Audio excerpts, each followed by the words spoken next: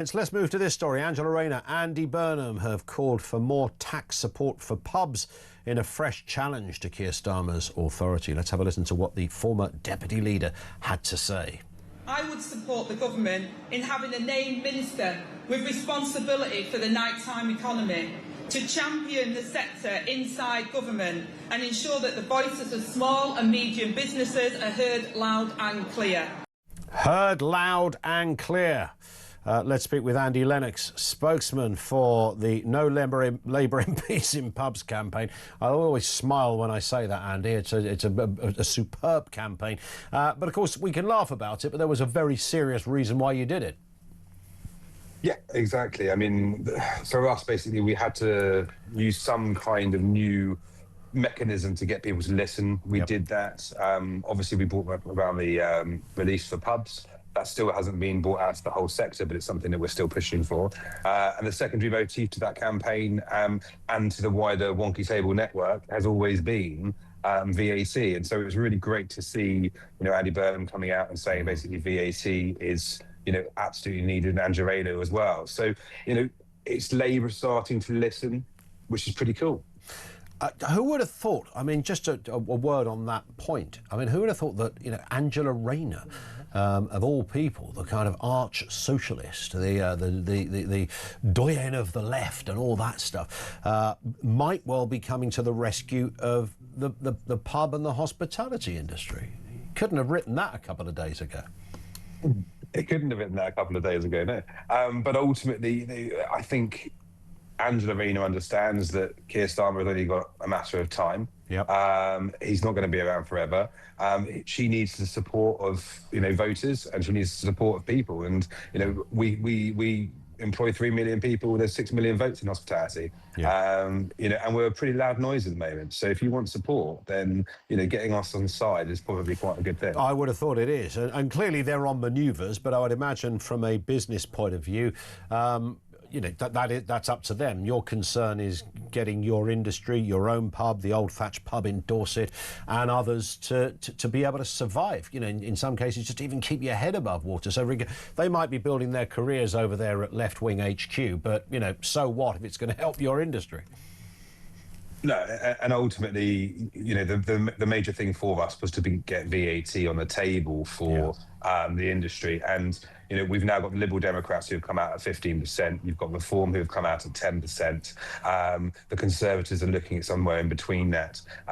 Once you've got the Greens are going to come out soon as well. So once you've got all of the major parties talking about VAT and VAT relief, then that really pushes the pressure onto the actual party in power, which is Labour, to actually do something about it. I mean, on the wider issue of stuff just being more expensive, I keep talking about this weird, curious journey that us humans have been on, where you might think by this stage in 2026, we'd ironed all the nonsense out and, things wouldn't be where they are.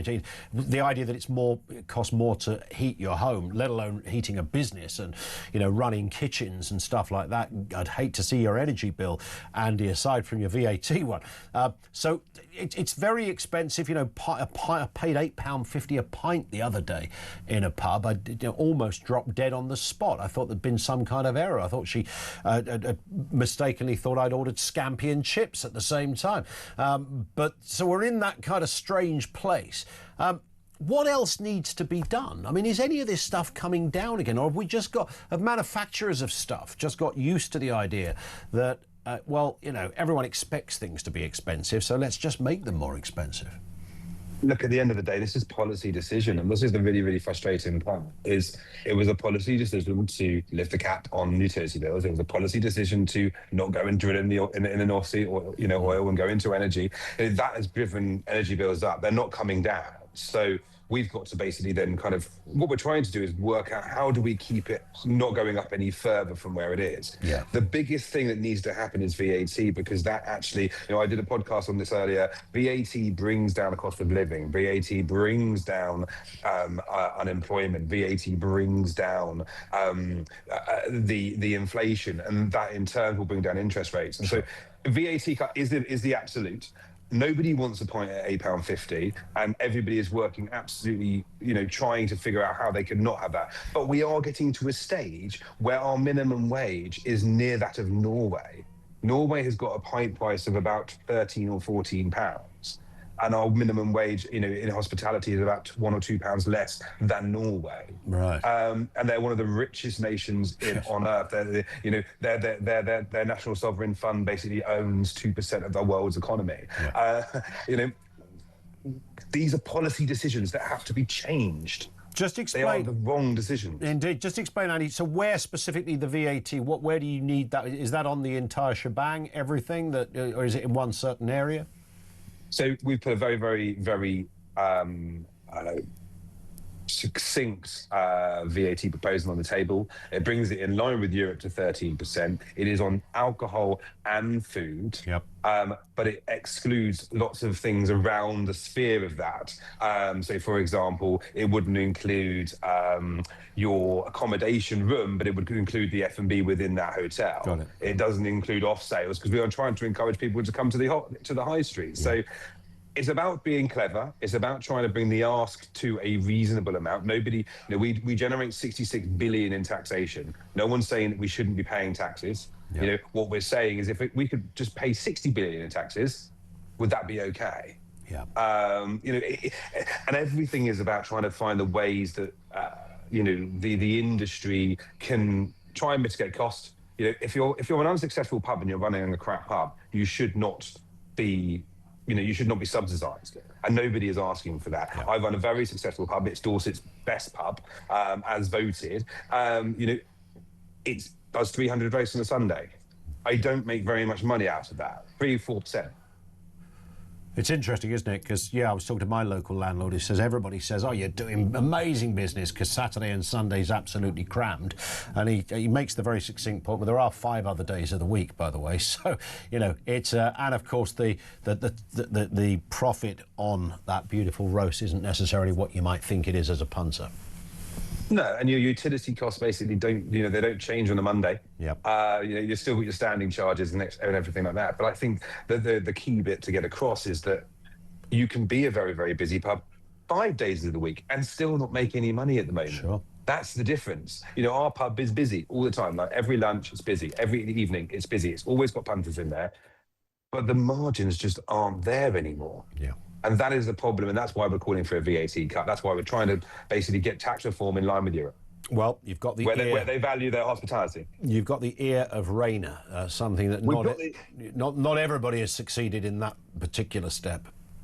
Exactly, and this is the NTI have been absolutely superb on this. The Michael Kill, the Sacha Lord, they've been really, really good. It's all part of a wider campaign, but it's absolutely, we've got to basically put VAT on the manifestos of every single major party. We will have that in the next couple of months.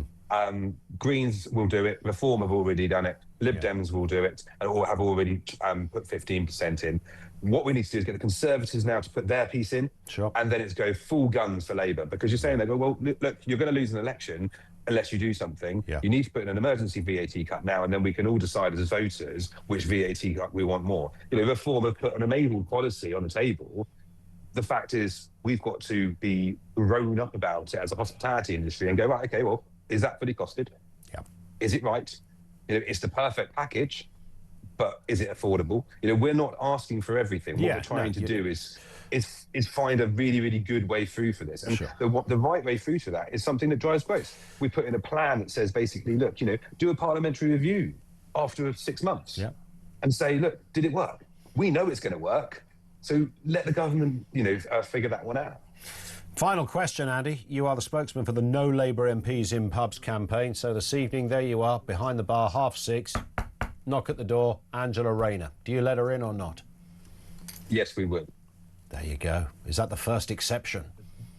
I think that Andy Burnham, obviously he's not an MP, sadly, but he was the first. And there's a list of about 15 or 20 now that basically are people who Labour MPs who have come out in support for full VAT and rates relief for the whole of the hospitality sector. Well, she likes a pint of bitter and a pickled egg, I can tell you that much, so be prepared. Andy, great to have you on with us. Andy Lennox, spokesman for the No Labour MPs in Pubs campaign, other than, as it turns out, Angela Rayner. He also runs the Old Thatch pub in Dorset. Thank you to him. Back to you.